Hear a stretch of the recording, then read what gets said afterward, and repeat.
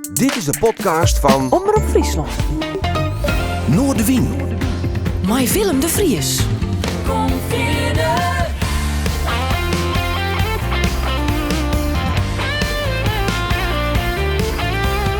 Alles wat er speelt. Omroep Friesland. Love is an angel disguised as lust. Here in our bed until the morning comes. Come on now, try and understand the way I feel under your command. Take my hand as the sun descends. We can't touch you now, can't touch you now.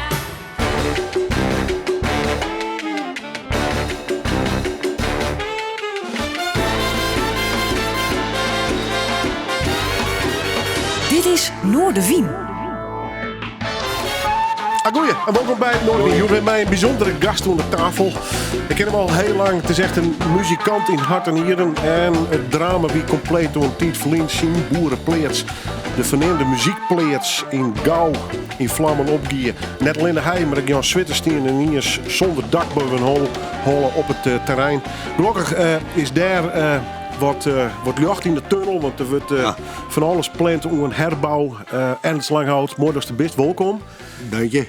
Oorleding is een benefiets weekend eigenlijk wat er omkomt om wat geld van je in te zamelen. Maar ik begin eerst maar even met die. Hoe is het nou met die?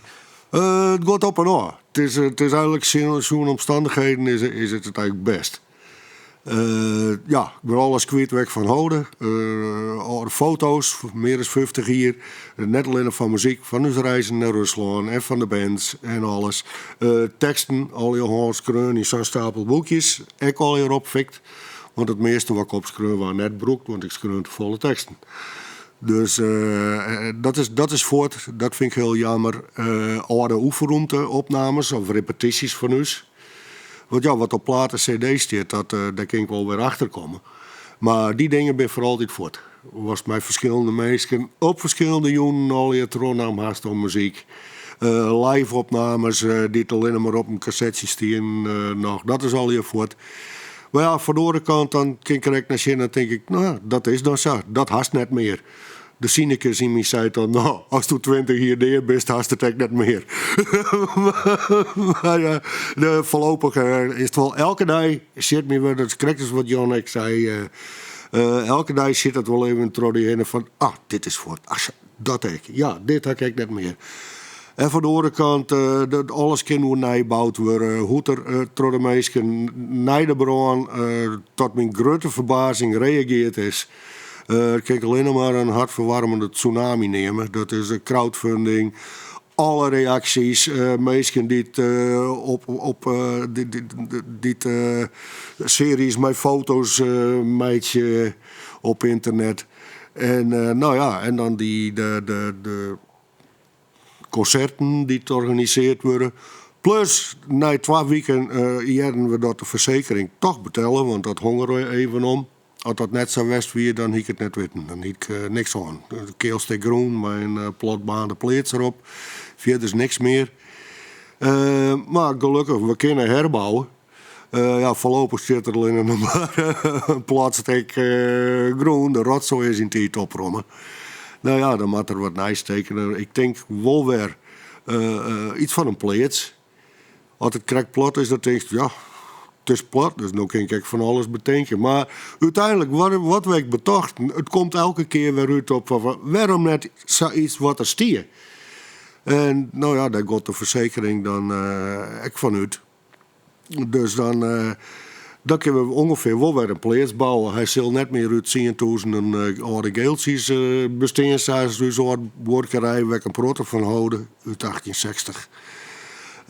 Maar we kunnen gewoon, en er komt natuurlijk ook weer oefenruimte en studio in. Ik bedoel, de muziek vind ik belangrijk. Mensen zijn wel eens dat de bands willen dat repeteren winnen en dat kost bij u in de keuken goed jaren. Ze verstoort hij dat nooit. Ik zeg, nee. Zelfs de wat mindere bands die storen me net, want dat betekent dat er leven in de brouwerij is. Dus ik mis het nou. gewoon wat van die muziek op de achtergrond ook aan het eten ben. dat is Nou ja, en het. de levendigheid. Nou, De mensen alles. horen het hier, de wijnmeesken bedij. Ja, Ben. Hier komt om koffie horen, die Ja. is Harry ontmaakt bij een gitaar en het treden komt kijk met de auto omrijden. Ja, het is levendigheid. Of de microfoon van de band is steken en dan krijgen ze mijn jubileummicrofoon die ik van Omroep Friesland kreeg. Zulke dingen. Ja, dat best kwijt. En ik gewoon de meesten die er wennen. Want hier van de reacties op internet, wie van Kira, die had nog een rol spelen in onze videoclip van Lutske Lakert naar de Zinnen. Wie zei dat Famke toen is een hier of 12 was. Het is nou in tijd, als 30 denk ik. Die schreef een heel mooi briefje van ja, ze zei, die plaats, dat was mijn jeugd. En inderdaad, ik denk, ja verdomd, zo weer een hier of 8, 9, doet ze, daar kwam te wijnen mij aan hem. En ze rond zijn 20, toen ze vertrok. Dat ze zei, wat had ik een mooie jeugd gehad. In een slingertouw, de sleet, en we konden polstak springen. Ik denk, ja, ik nooit bij stilstaan, maar die is daar gewoon opgegroeid. En meer mensen die er wennen gaan, mensen die het op bezoek was binnen. De eerste Russische band die terug Arena naar Nederland hellen waren. Arina van Dijk, hè? Die ex-partner. Ja, mijn ex-partner en manager. En manager. En degene, het brein achter alle trips naar Rusland en Polen en weet ik wat daar. Ja, maar die Russische band die kwam hier in spelen. Die had 2 hele maand bij u in de plaats bivakkeerd. Zag ik een beetje Russisch leerd onder oren. Ja, dat weer prachtig. Wat er al in het gebeurd is, dat realiseer ik me nou. Wat er al in 40 jaar wel net hoeveel mensen dat de revue passeert binnen. Nou ja, en dat is denk ik het verhaal van iets kwijtrijden terug een bron. Is even los van de stien en het hout. Ja.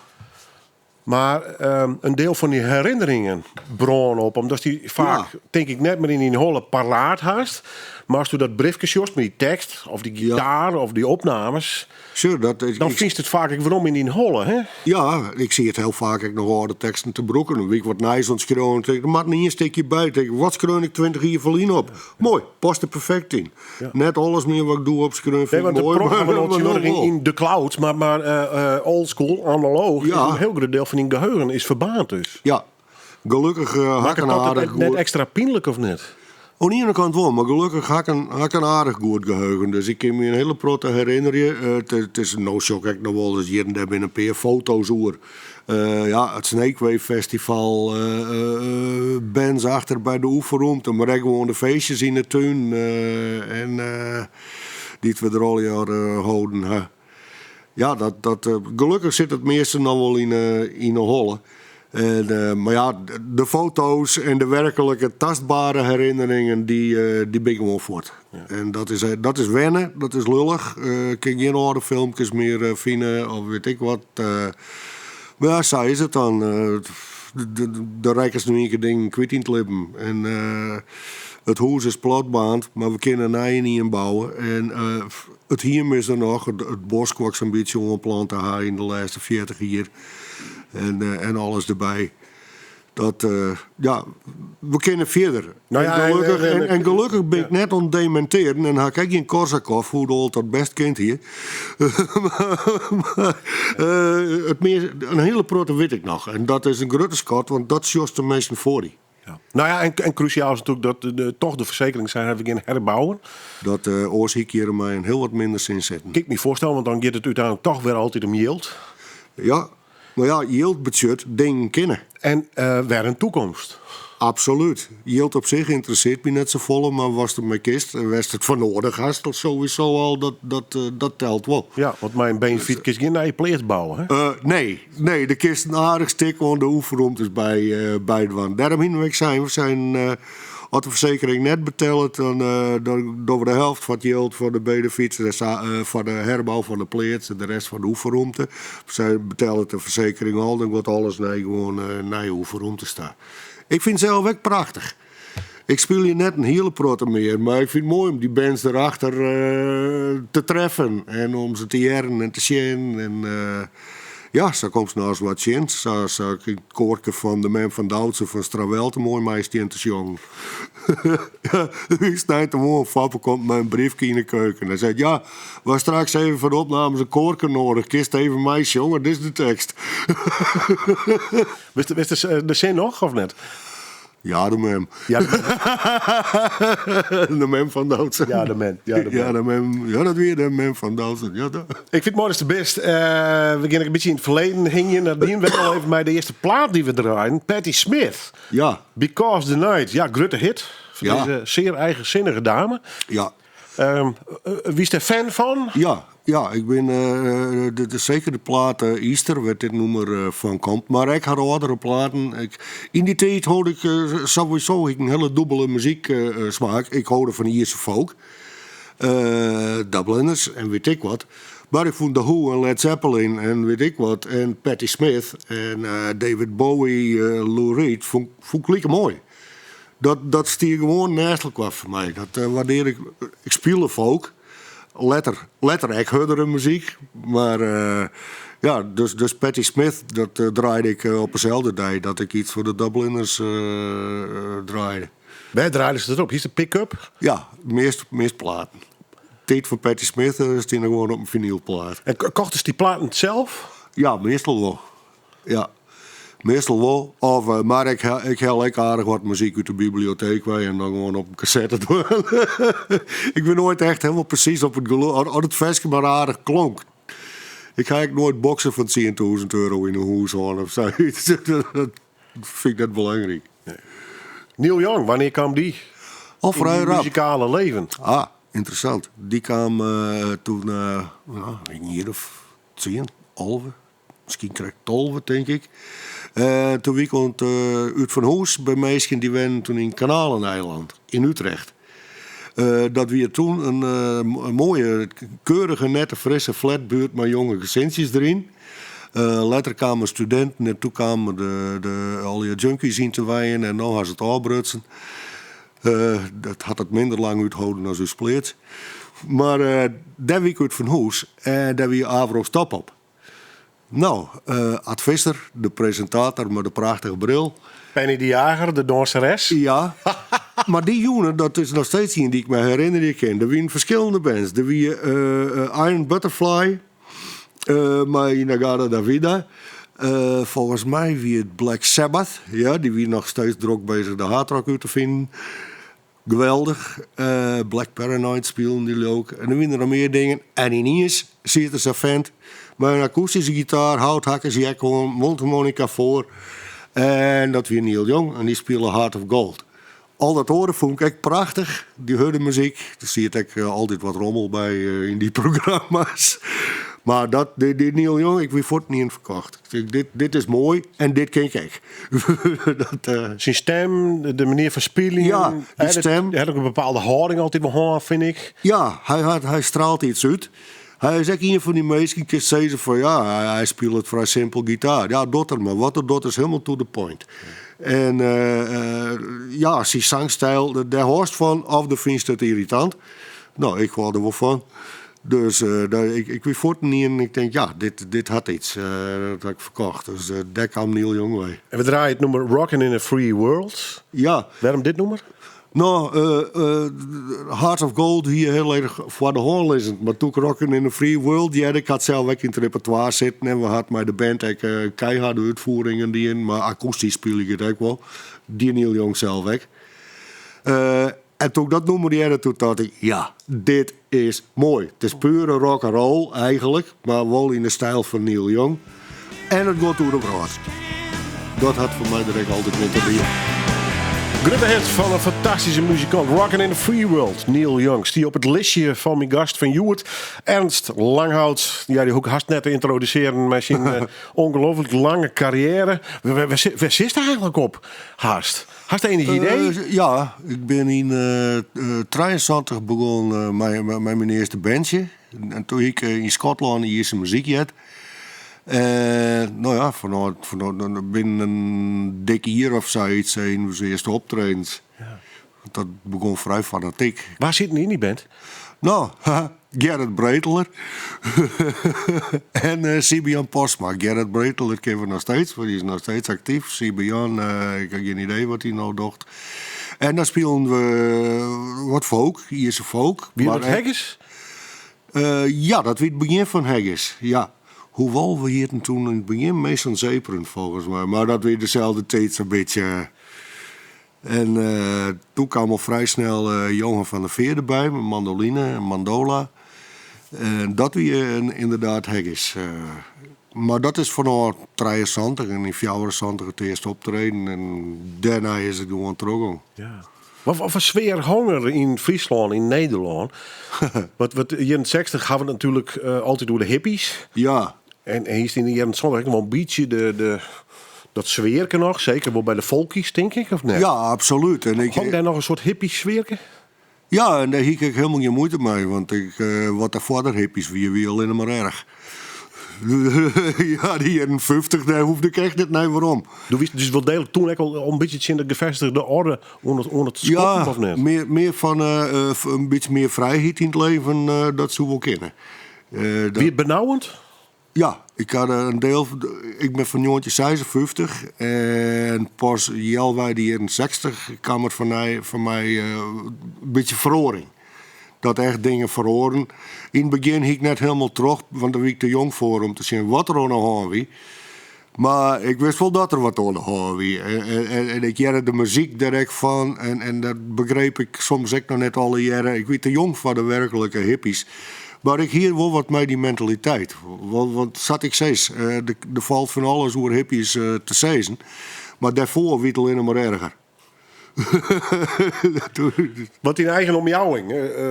Gezin, maar ook het dwarp, de Tietz, Friesland. Wie het benauwend? We spelen zelfs in de Visitor al vrij snel meer buiten Friesland dan in Friesland. Er is hier een paar plekken, het balwerk is al. En Dokkum in nog zoiets. En Hippo is in Ljout. Maar ja, de Paradiso en de Melkweg en dat soort dingen. Dat we al jaar boeten Friesland. Dus toen speelden we nou misschien de helft in Friesland en de helft te boeten. Maar ik bedoel, als puber, had je het ooit als verstikkend ervaren? Ja, aan de ene kant wel. Ik heb altijd wel zoiets van, er is meer dan alleen maar Friesland. Dan alleen maar wat hier is. En muzikaal wie dat in die tijd ook was een beetje los van de populaire muziek. Ja, er is bands die spelen blues, of ze spelen rock, maar er wie net iets dat steekt van dit is wat oors. En dat kwam al uit Engeland en Amerika wij, de dingen die het verhoren. Ik bedoel niet dat ik de Dubliners mooi vond Jimi Hendrix zeker geweldig. En The Who, al die bands. Maar ik de Beatles en de Stones, ik vond ze allebei de goed, dus ik hoef geen partij te kiezen.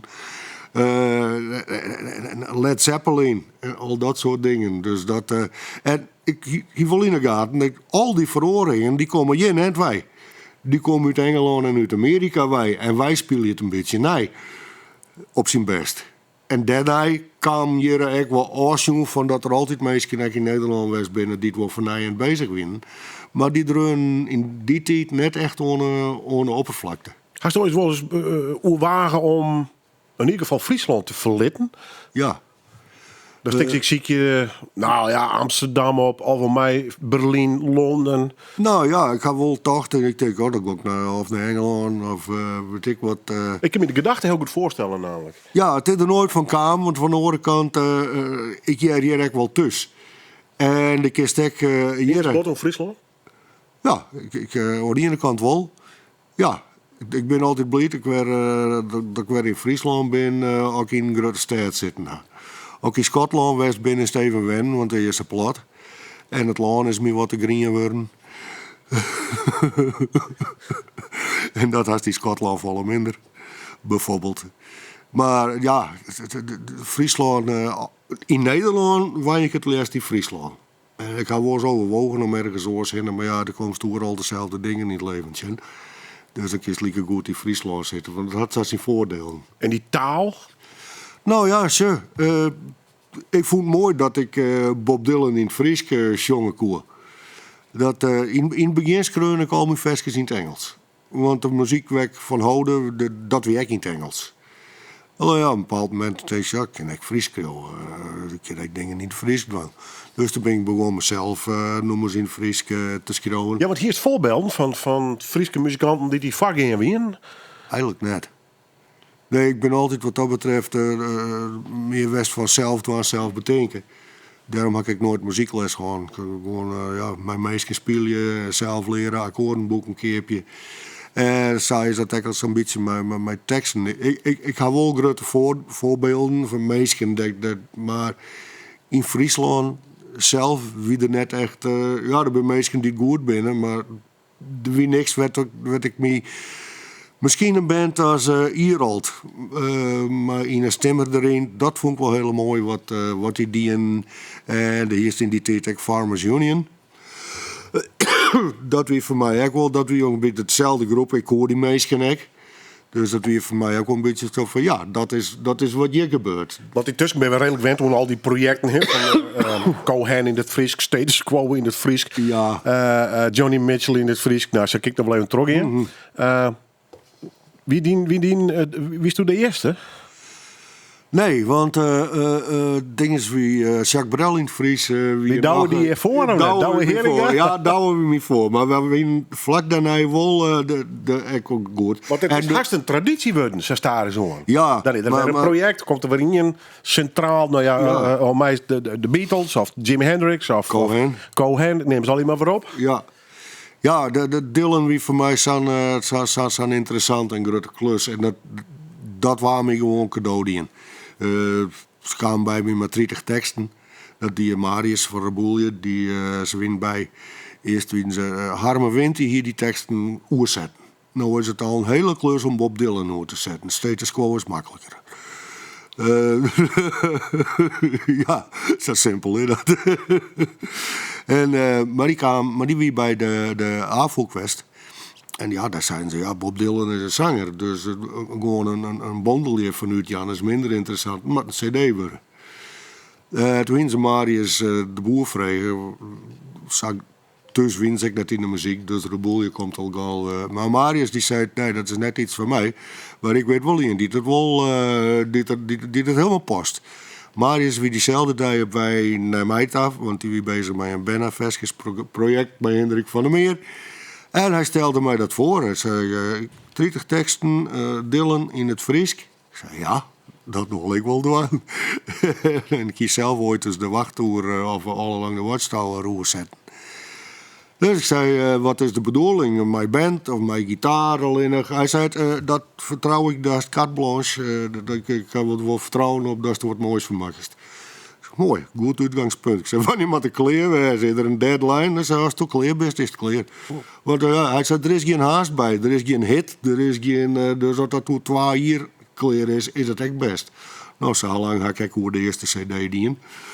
En ja, daar kwamen wel je meesten bij. En al vrij rap ik trof van, ik moet er iemand bij als verste muzikant. Nou, dat doe je Johan Keus, speel ik in titel mee.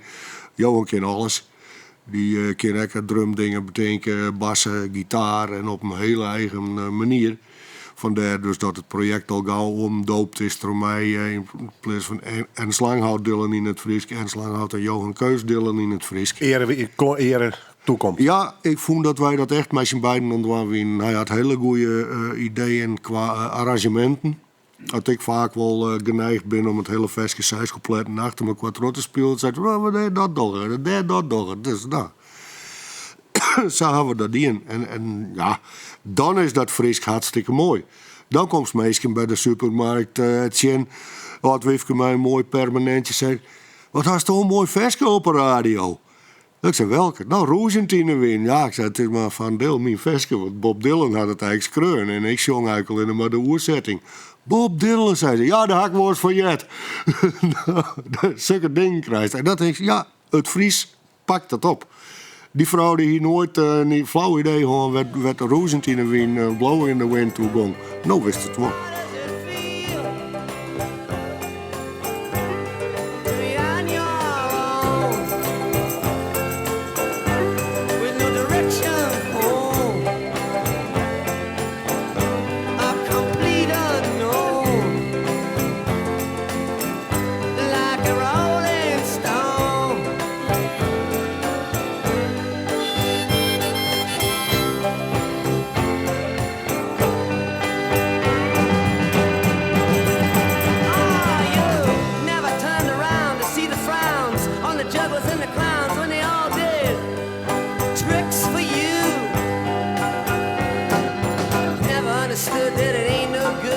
shouldn't let other people get your kicks for you. You used to ride on a chrome horse with your diplomat, who carried on his shoulder a Siamese cat. Ain't it hard when you discover that he really wasn't where it's at? De absolute klassieker van Bob Dylan, Like a Rolling Stones. Die op het lijstje van mijn gast van Joert, Ernst Langhout. En we dachten we doen het origineel maar eens even. Ja, Bob Dylan. ja. Is er toch een soort held, zo tradiëren heen? Of is held een te groot woord? Nou, voorbeeld, vol en held in die zin ook wel. Ja. Ik bedoel, hij wie mij nog een paar orenmeisje, zoals Leonard Cohen en op een bepaalde manier ook Lou Reed, had hij qua tekst de popmuziek volwoeksen maken. Daarvoor is de dingen, nou, Everly Brothers, al je van die famkefeskes en liefdesliedjes en treuren is al om. Of, hey baby, doe dat. En zijn eigenlijk teksten die in de literatuur jaren, die waren niet eens als songtekst gebruikt. Ja, Joni Mitchell, die krijgt voorbij komen, Patti Smith. Maar Bob Dylan was een van de eersten die dat deed. Het moest ergens ook in. Dus de flauwekulfactor, die waren aardig uit de muziek wijhellen. En daar stoppen hij, ja, dat kist het echt haast journalistiek nemen. Het goede wereld. Hij heeft gewoon zijn liefdesliedjes erbij. Vaak net al van Sweet Mary Lou. maar toch wel. En ja, zijn geniale woordkeuzes. Hij kon heel plat zeggen. Maar hij je de Bijbel ook wel lezen. Want daar hellen er ook een protte dingen uit.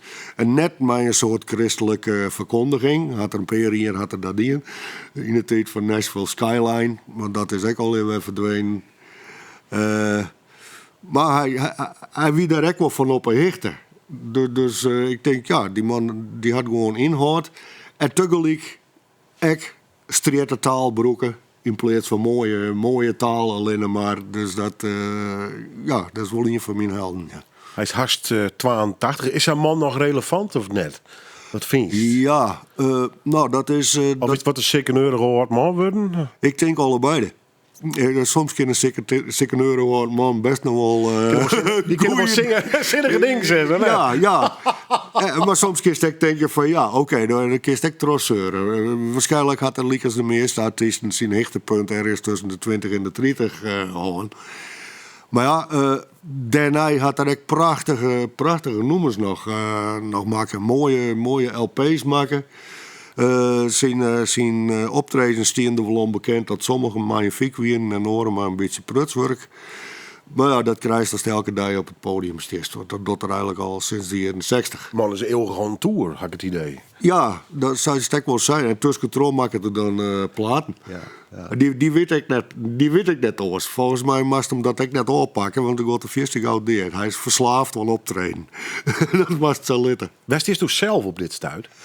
Ik ben net meer verslaafd aan optreden. Ik vind het nou wel mooi om te dwan. Ik hoef net meer beslist een kroeg op een kop te zetten op sneeuw te jonnen. Dat vind ik net zo'n uitdaging meer. Maar ja, theateroptredens, luisterpubliek, dat soort dingen vind ik nog steeds mooi om te dwan. Dus, En had je toch altijd de drang om te screwen, om te creëren? minder dan voorheen, maar ik ben er nog steeds mee bezig. Ja. Maar het is net meer zoals in de jaren 80 dat ik soms 5, 6 teksten in een weekenskraan. Het is nou zo nou en dan. Dat is een beetje naar de achtergrond verdwenen. Gewoon optreden, dat wel. En gewoon nog een nieuwe dingen meidje, dat is een beetje minder. Maar... Gaat het die makkelijk oors aan optreden? Normaal wel, ja. Ja, dat is echt gewoon de ervaring. Ja, maar is komt dat wat ouder, best misschien in een andere fase van die muziekcarrière. Ik weet niet hoe ze het nemen, maar verder hebben. Ja, ik zal wat minder. Je hebt direct zien opzien, hè? Dat is denk ik, ja. zo dubbelwijze. Nou, dat had ik mijn leven lang die in de chin opzien. Dat is heel dubbel bij mij. Dat ik, spelen, ja, dan maak ik er al weer meidje en dan. En dan ben je bezig en zeg, dit is het mooiste wat er is. Nooit meer overhouden. Dit is het beste. Dat is altijd al zo best. Een soort wrakseling. Ik kan gewoon optreden op een feestje of leuk theater ik, dat doet me net vol. Maar dat het in de harmonie is en ze komen televisieopnames meidje, dan sliep ik net zo vol de nacht van tevoren. Want dan had ik al die rare dromen hoe dat snaren van mijn gitaar al klappen. Of dat ik teksten helemaal kwijt ben. Stemkwijtrekkers, weet ik veel. Ja, het gebeurt nooit, maar dat soort dingen. Maar ik hetzelfde werd, dan steeds het werd te dwanden. Wat is dat mooi dat ik weet dwaan mij en ken. Ja. Wanneer kwam bij jou het idee om, ik wil muzikant wezen? Eigenlijk wel nadat ik de Dubliners jet hier. Ik voel, like ik zei, al die muziek van Beatles en de Stones en al die dingen ik wel kan me mooi. voorstellen dat een jonge Ernst Langhoudt, dat jet op de radio bijvoorbeeld, dat de Dubliners en de Stones is wel heel vier voort vanuit een oren. Eigenlijk na mijn eerste reis in Schotland. Ik koek al wat de muziek van de... Waar de tijd direct tastbaarder? Ja, want ja, Schotland, dat is het nice Ierland. Dublin is een Ierse band, maar ja, Scots en Ierse folk, die hebben wel een connectie. Toen wie het voor mij echt zo van, oké, dit is, ik koer wat van de Dubliners. En ik wist echt, die folk, dat ging spelen. Dat ging leren, dat is net zo moeilijk. En nou ja, toen ben ik weer omgekomen, ik voor een gitaar kocht. En, echt met het idee, dit wil ik echt. Ja, dit wil ik echt. En dat is eerst als hobby begonnen. Nou ja, toen had ik eerst de HAVO maken, wat op verschillende scholen zitten. Atheneum, PA, maar het vond ik al niks. Niks meer. De interesse voor studie voel wij tot groot verdriet van mijn ouders, want ik eerst dat goed leren. Ja, jammer dan, maar ik kan echt wel aardig spelletjes langzamerhand. Dus toen ik zei iets van, ja, als je nou muzikant worden was, dan moest het echt doen. Goed mensen zijn zo van, ja, maar ik kan toch leraar worden en dan een bandje erbij. Ik denk, nee. Want dan ben ik een leraar met een bandje erbij. Ik wil muzikant wezen. En dat moest ik een beetje leven.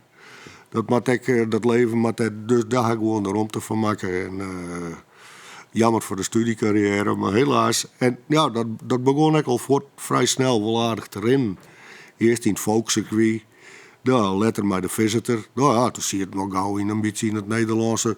Subtop zat ze dat toen in een circuit bij Paradiso, Melkweg. In Grijns, Simplon, dat soort dingen speelden we. Ja, dat werd voor mij wel duidelijk. Ik ben gewoon muzikant, clear, punt uit. En dat is nooit verloren? Nee, eigenlijk net. Nee. Van alles bij de kop qua bezigheden. Maar nee, die muziek, dat is gewoon belangrijk.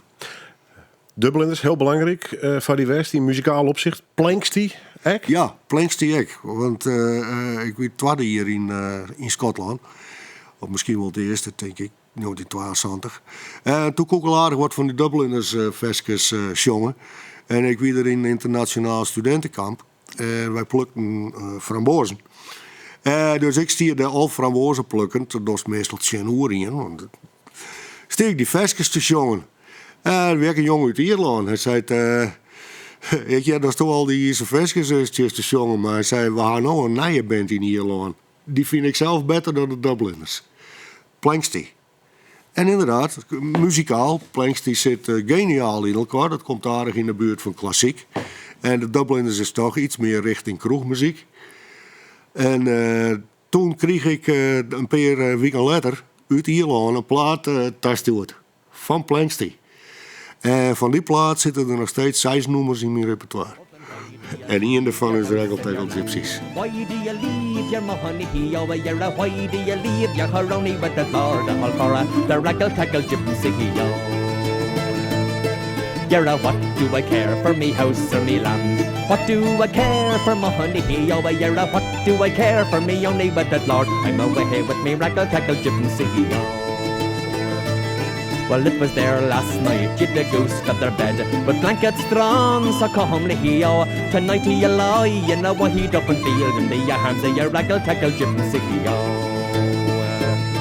You're a what do I care for a goose feather bed with blankets drawn, so come here. Tonight I lie in a wide open field in the Een live opname uit 1973, Raggle Taggle Gypsy van Planksty. Ja, muziek werd Ernst Langhoudt mijn gast die uit mij hoorkomt. Ja, dit wie wel even een eye-opener toen dit Jedders dus. Ja, ik denk dit is een stapje verder dan de Dubliners. Ja. Dit vond ik zo mooi. Hoe die lijn, al die trommel qua heen en rond. De Dubliners zou eigenlijk die eerste folk weer op elkaar zetten. Ik neem ze altijd de Rolling Stones van de folk. Want daarvoor wie de folk ik net zo vreselijk bekend meer. Dubliners zou dat in. Ze zijn in Dublin begonnen en vervolgens jarenlang wordt de hele wereld toert. Nou ja, en zij had het bij een breed publiek gebracht. Hè? Ja, en dat ook in bands als Planksty, die kregen de kans. Zij is een heel mooi een orenband uit die dus Planksty, dat was voor mij eye-opener, inderdaad. Ik denk, oh, wow, en al die extra instrumenten die ze erbij hier, echte traditionele Ierse instrumenten. En typisch hoe de rol van de Dubliners in de muziek. Want op een bepaald moment, wie de Dubliners bij die christen, die folkies, was dat vaak in de muziek had, dan ja, de oorspronkelijke oorzetters, ja, dat is maar een beetje minder. Dat is echt maar de Rolling Stones, ja, nee, dat weet allemaal wat primitief, maar hey, die jazzrock-gitarist, dat is volle beter. Ja, nou, en dat... De eeuwige discussie in de muziek. Hè? Ja, absoluut. Waar is goed en waar is slecht. En... Ja, en dan haast heel vaak dat degene die het initiatief nam had, een beetje aan de kant poetst wordt, want ja, nou is er van nice. Dat is altijd wat primitief inderdaad. Ja, nou, zag in de Dubliners, die waren zeker in die folk scene een beetje in die hoeken zetten. Te populair. Ja, en toen kwam de Fury Brothers, en dat waren echt voor de wat modernere, nieuwe dingen. En die speelden in Utrecht. En toen... in de pauze, toen kwam een van die kwamen, of een journalist of een oor niet in het zin. En die zei van, ja, je bent eigenlijk vol beter als de Dubliners. Hè? Je bent vol, toen zei hij, listen here, without the Dubliners, you and I wouldn't have been standing here talking about this. Zo van, ja, zonder de Dubliners winnen wij ook net beroemd worden. Dus ja, het publiek die hier mening, de collega's net. Muziek, wat voor rol speelt dat op dit stuit nog in je leven? Ik bedoel, we hadden alleen een muzikantenschap. Maar zit bij die de hele dag de radio horen? Of draait u de hele dag muziek of juist net? Nee, ik draai... Wordt het steeds stiller in huizen Langhout of net? Ik draai weinig muziek meer bewust. Maar ik jaren een hele protte. En ja, dat is een muziekprogramma. En dat kan klassiek wezen, dat kan van alles wezen. Ben je nog steeds nieuwsgierig, ontziekje? Ja, ik vind altijd wel, dan jest je wat, dan jest er wat. En dat kan bij mij van alles wezen. Dat kan ik Chinese volksmuziek wezen. Of Chinees klassiek. Of oude punk uit die 80. Maar Bach is ook welkom. Of oude harpmuziek. Wat in die smaak heel wat veranderd worden hier? Nee, net echt. Het is heesters uitbreid. Ja. Breder worden. Ja. Het is er steeds meer muzieksoorten die ik wel mooi vind. En dan ben ik altijd gewoon, die spreken me net aan, dat zei me niks. Maar het is wel zo, dat ik zei, dus kijk eens dat listje, meidje. Ik geef wel 100 listjes, meidje, van 4 favoriete nummers. En dan weet ik nog steeds net welke de favoriet is. Want ik vind ze al heel mooi. Ja, het is een horrorvraag, ik weet het. Ik vind dat erg. We draaien er nou nog in je Die van, vraag is prima, maar mag er wel in en nooit te serieus nemen. Nee, doe ik niet. Het jouwt in ieder geval stof tot praten. Dat vind ik wel heel aardig. Ja. Even naar het nou, hè, want de verzekeringen zijn... wij zwaaien ervoor dat er weer een boerenpleets komt en alles erbij met oefenhokken en misschien wel ook weer een opnamestudio en dus die plakhast. En via het net die broer, Sjerk. Ja. En, die moet ik nog weer een plak hebben. Dale, die samen met mijn mede-eigenaar van die hele pleets is. Ja. En die is ook een hele protte kwijt, want die schildert graag. Dus die is al haar schilderijen van trodiëren heen en ze kwijttrekken. Dus ja, die wat wij een nieuwe plak hebben om te waaien. En mijn broer, nou, Jan vanzelf. Ja, die maakt er beslist weer bij. Toch familie worden, hè? Ze staan er zo met z'n allen. Het is een heel aparte club mensen. Het is trodiëren nek ontzettend vooral. Daar weet ik hoe volle mensen wennen. Maar uiteindelijk, zeker de laatste tijd, weer wel een prettig buurtje ontstaan. Mensen zijn wel als het om commune is. Nee, vind ik niet doen. Ik ga een buurtje. We halen jullie eigen leven, maar als het erop aankomt, dan sturen we elkaar wel bij in situaties. Kijk, een vraag, maar ik vertel hem toch. Hast er zin om alles weer op te bouwen? Ja. Prikkelt hij dat? Of denk je... Nee, jawel. Best, Het is dubbeld, want het is een hele protte donder. Ik bedoel, we zijn nou nog net eens verder dan dat van de verzekering de oorplaats helemaal uittekenen is, Ja, nee. uiteindelijk. ja, je maakt nog toch een heel soort fase in. Maar Ja, dan maar maar ik ga wel om zeggen, de ja. schilderijtjes erop te hingen en de kleuren uit de ziekje. En er wel wat van te maken. Wel dat er weer actie is. Dat is weer, en gewoon een mooie plaats weer om te bouwen. Wat mensen niet wijnen kennen, waar de muziek erbij haast. Dat is dubbeld. Ik bedoel, wat voort is voort. En daarom had ik wel zin gericht op naar je dingen te doen. Dus nu zit ik echt van terug in, weer wat nieuws bouwen. Hoe gaat het? Wat kennen we? Het zal nooit precies hetzelfde weer worden. Maar dat is zeker, dat is dubbeld. Aan de ene kant ben je vol goede moed bezig met naar je plan. En aan de andere kant dan, komt het dan nog even los. Maar dat ook meestal net zo lang hoor, want dat had ook geen zin. Het komt wel goed dus. Precies. Om het in goed Duits te zeggen, alles is goed. Zullen we het eindbesluit dan maar even een mooi nummer van de Dubliners draaien? Dirty Old Town? Ja. Ja. ja. Waarom specifiek dit nummer? Dat we de eerste dit mee te binnen skeert qua Dubliners, want ze zijn protte mooie dingen. Dank u wel. Oké. Rolling on their beat springs again from the streets at night. Dirty old town, dirty old town. I heard a sigh